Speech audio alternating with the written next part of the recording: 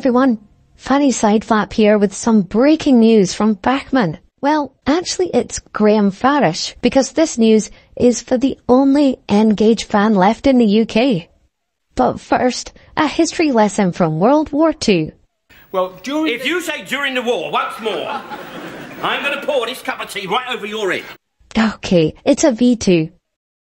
No, not that kind. This old steam loco from during the war. It's a retooling of this Graham Farish model that was released in 2004.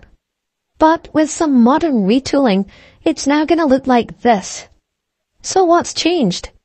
Well, it's got some metal bits, different smoke box doors, and it'll cost 3 million quid. That's it. What, is that really all it is? Meh, okay, that's it. See ya. Mildred, what was that engine that won the war? Isn't that the Merlin Spitfire engine? Yeah, I thought so too. Never mind, Love Island is on in 5 minutes. Delightful.